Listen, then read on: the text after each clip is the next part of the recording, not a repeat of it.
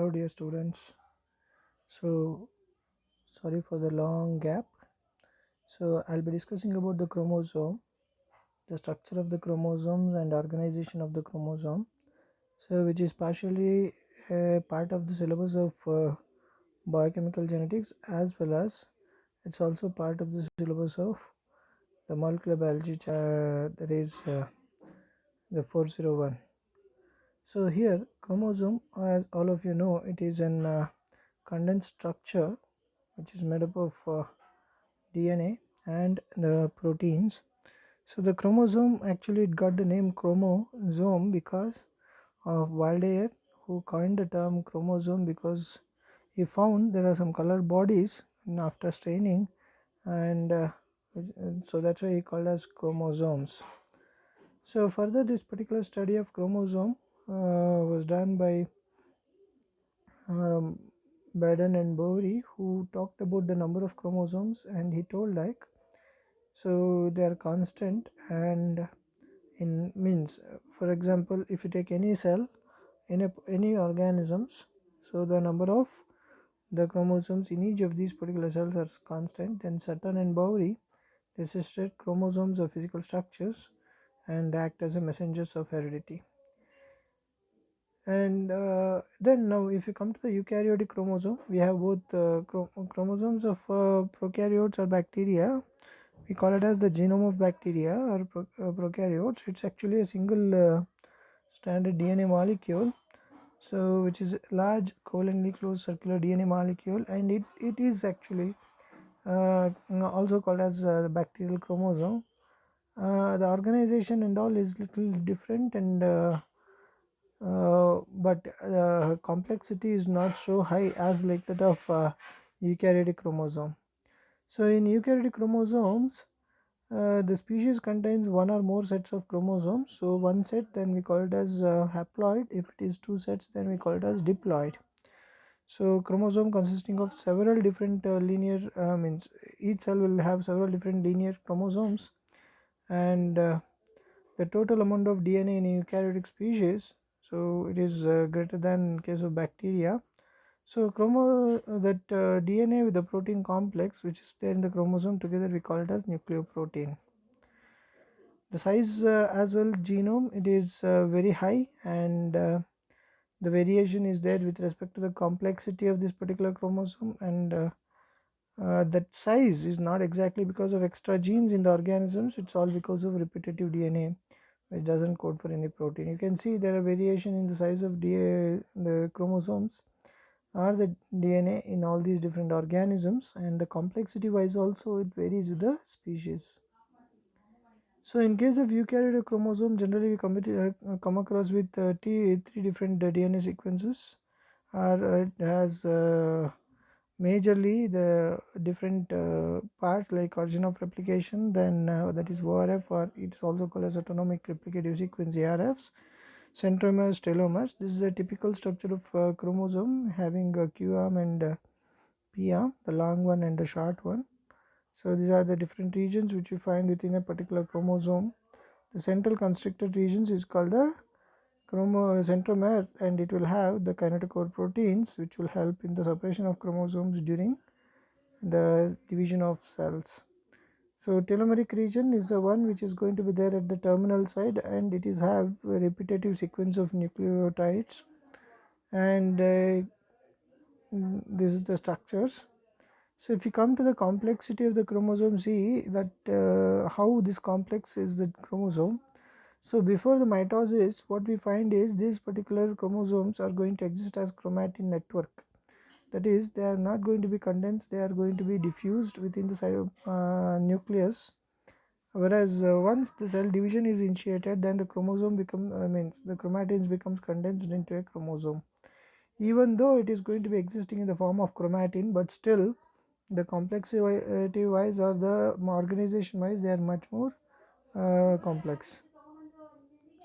So these are the sister chromatids and homologous pair we call them as. On the other hand, you can see the structure of chromosome having telomere, matrix region. There will be number of constrictions also. Sometimes it will have going to only one primary constriction, that is a centromere. Sometimes it will have secondary constrictions also, and even in the chromosome we come across with satellite part of the region in the chromosome.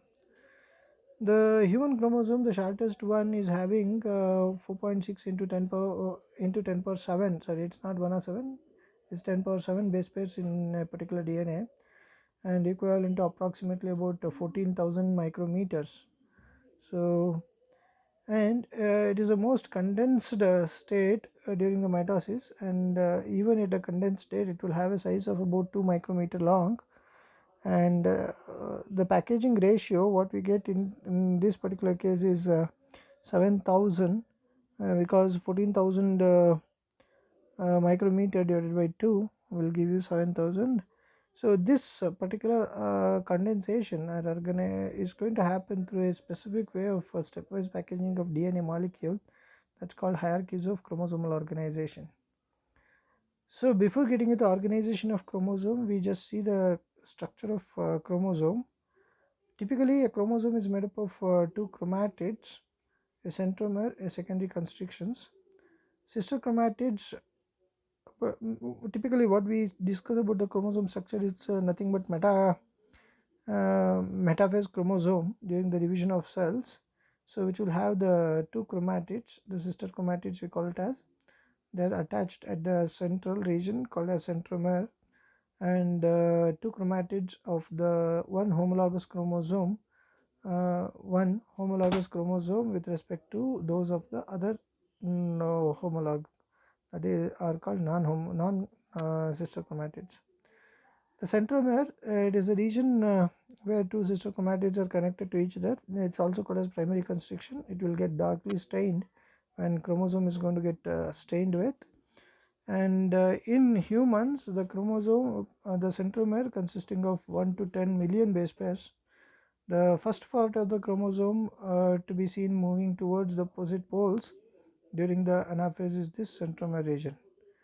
The kinetochore, it's a very important structure, and this particular kinetochore, it's a complex structure consisting of several proteins in it, and it is plays important role in during the movement of chromosomes, or during the separation of chromosomes in anaphase, and also in the metaphase where alignment of chromosomes will take place.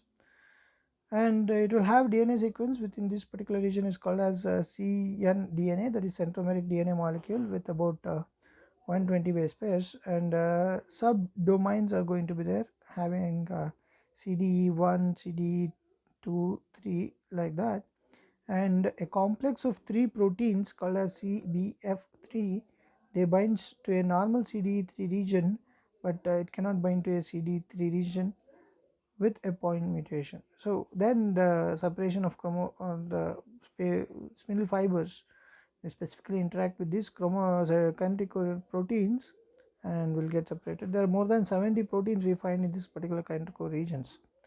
Then we come across with the telomere. Oh, sorry, here it has actually merged.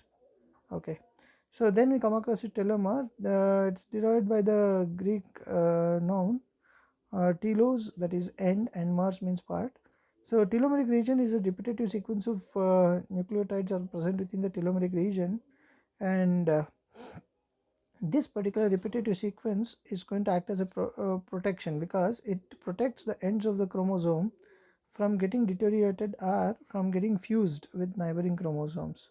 They should not even get sticked, or even they should not get fused or degraded by any DNAs. So it requires the for a replication and stability of the chromosome. Size wise, the stability of chromosome mainly happens because of this telomeric region, and we find different sequences of this telomere in different organisms. Like in case of humans, we come across with TTAGGG. So you can see the structures. Then we come across with other regions of chromosome. See, chromosomes, people have studied with different methods, staining methods they have used, and it has given rise to different chromosomal bands. Mainly we come across with in chromosome two different regions. One is called as euchromatin, the other one is called as heterochromatin. The euchromatin region is nothing but it is the it get stained lightly and lightly packed from the to form a chromatin structure, and it is active in transcription, means it is having the genes which are active in process of transcription. They are found in the cells with the nuclei and also cells without nuclei. So they are going to be diffused, they are going to be diffused in the presence in the diffused region of the nucleus, means at somewhere at the center part you can say.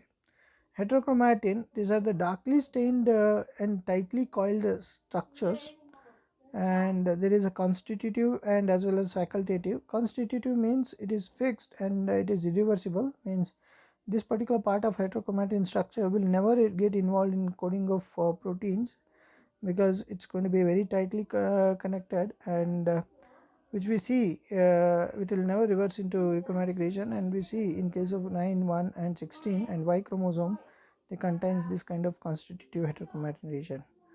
Whereas facultative, it is nothing but it is depending upon the requirement, sometimes it can also get turned in reverse into a euchromatic state, and consisting of euchromatin that takes on the staining and compactness.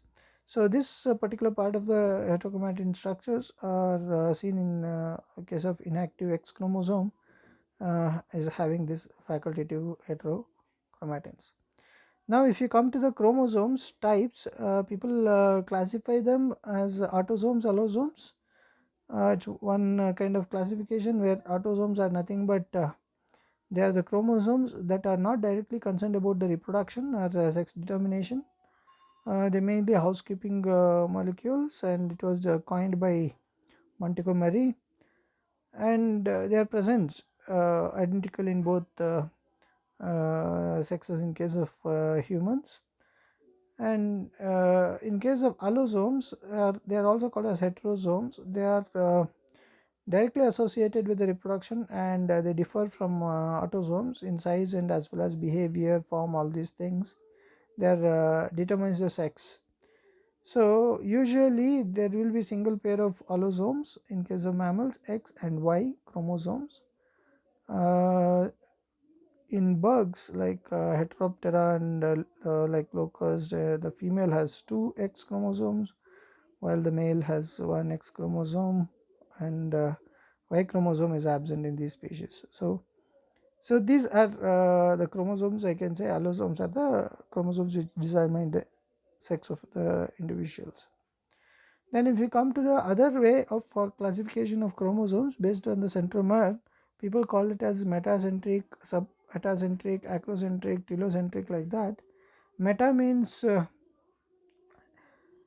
here the centromere region is at the center, the chromosome appears to be V-shaped. Submetacentric, where it is not going to be exactly at the center, so just little away from the center, and the chromosome resembles the structure of L, and one will have longer arm, the other one is going to be shorter in case of the arms of the chromosomes.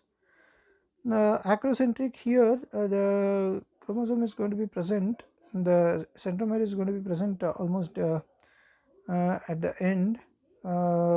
So you can say the chromosome is going to appear into a J shape, and small round structures are going to be seen here, they call them as satellites.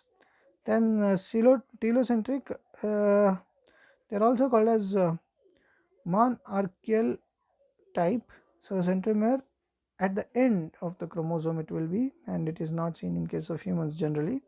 They resembles eye structure. Then another way of classification of chromosome is based on the number of centromere, that is acentric, monocentric, dicentric, polycentric, like that. Acentric without centromere, monocentric one centromere, dicentric two centromeres, polycentric more than two centromeres are going to be there. Then people also call them as homologous and non-homologous chromosomes. Homologous chromosomes, they are pairs of chromosomes which are going to have similarity in respect to the length, position of centromere, staining pattern, as well as genes for the same characteristics are going to be there at the corresponding loci. They can pair during the meiosis, and even exchange of part of them are also going to take place, results in the recombination. Another is non-homologous chromosomes. Non-homologous chromosomes that are not members of same pair, they are different, you can see there, and each chromosome of a pair is obtained from each parent in diploid conditions.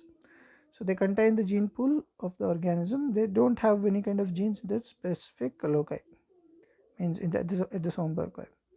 The other way are other special types are polytene, Lambrush, and beta chromosome or B chromosome, holokinetic chromosome, like that.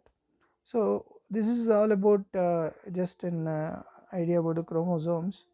I'll stop here. So some nomenclatures are also there, like chromatin, chromatid, centromer. Chromatin, nothing but complex DNA, histone, non-histone proteins are going to be there within this, that is chromatin.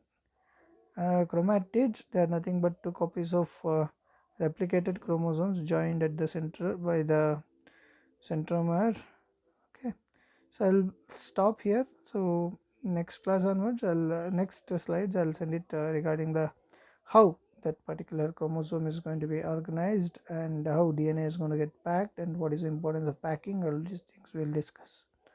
So hope you people are doing good. So thank you. Keep washing your hands.